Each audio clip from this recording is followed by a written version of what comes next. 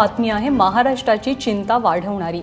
एकीकडे राज्यामध्ये सातत्याने पावसाच्या बातम्या येत असतानाच राज्याच्या काही भागात मात्र परिस्थिती चिंताजनक आहे। मराठवाड्यात पावसाने जेमतेम सरासरी गाठली आहे।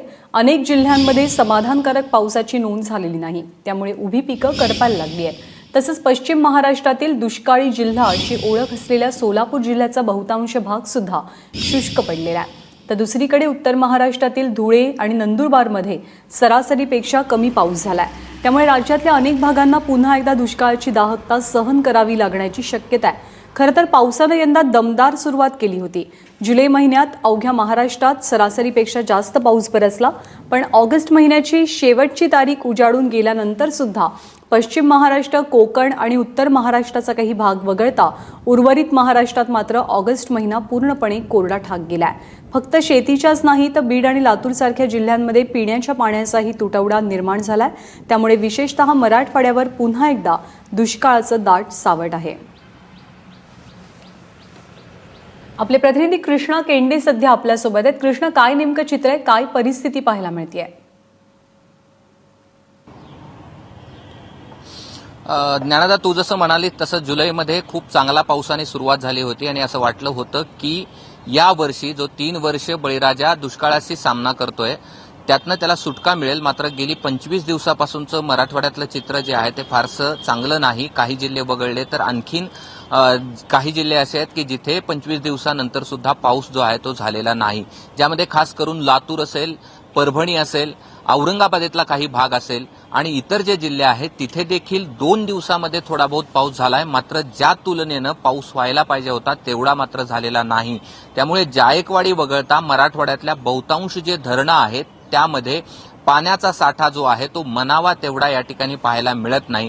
ज्यामध्ये माजलगाव जे बीड शहराला पाणी पुरवठा करतं त्या धरणं अजूनही 0% खाली आहे आणि त्यामुळे आणखीन जी छोटी छोटी धरणं आहेत या जिल्ह्यातली, म्हणजे विशेष करून लातूर असेल, बीड असेल, या जिल्ह्यातली जी छोटी छोटी धरणं आहेत तिथे देखील पाण्याचा साठा जो आहे तो अद्याप झालेला नाही आणि त्याचं कारण आहे पाऊस। आणि त्याचमुळे काल एक निर्णय झालेला आहे, जायकवाडी धरणात जे 67% पाणी आहे त्यातलं जे पाणी काही बीडसाठी, परळी थर्मलसाठी आणि खास करून जालना आणि औरंगाबाद आणि परभणी याच्या गोदावरी नदीवरती जे बॅरिगेट्स आहेत त्या ठिकाणी देखील पाणी सोडण्याचा निर्णय झाला आणि त्याचं मुख्य कारण जे आहे ते पिण्यासाठी पाण्याची जी कमतरता आहे ती या ठिकाणी पाहायला मिळते।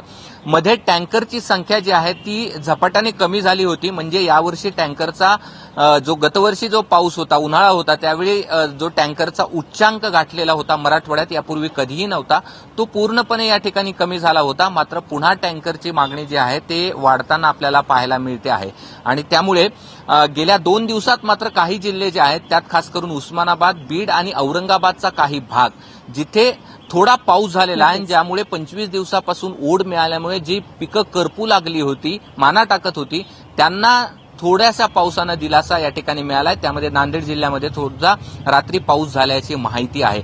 मात्र इतर जे जिल्हे आहेत तिथे पिकांचं जे म्हणजे सुरुवातीला जी पिकं बहरलेली होती, हिरवीगार दिसत होती, ती मात्र या ठिकाणी आता माना टाकायला लागलेत असं चित्र या ठिकाणचं आहे आणि त्यामुळे या सगळ्या मराठवाड्याला मोठ्या पावसाची अजून सुद्धा गरज आहे। आत्ताची स्थिती या ठिकाणी आपल्याला अशी आहे, सांगता येईल असं म्हटलं जातं की गणपती आल्यावरती पाऊस येतो आणि हीच अपेक्षा मराठवाड्यातले लोक करतायत की गणपती पाऊस घेऊन येतील। ज्ञानदा, नक्कीच पाऊस पडत नाही हे जे विघ्न आहे ते विघ्नहर्ता दूर करेल अशी आशा आहे। कृष्णा, धन्यवाद या सगळ्या सविस्तर माहितीबद्दल।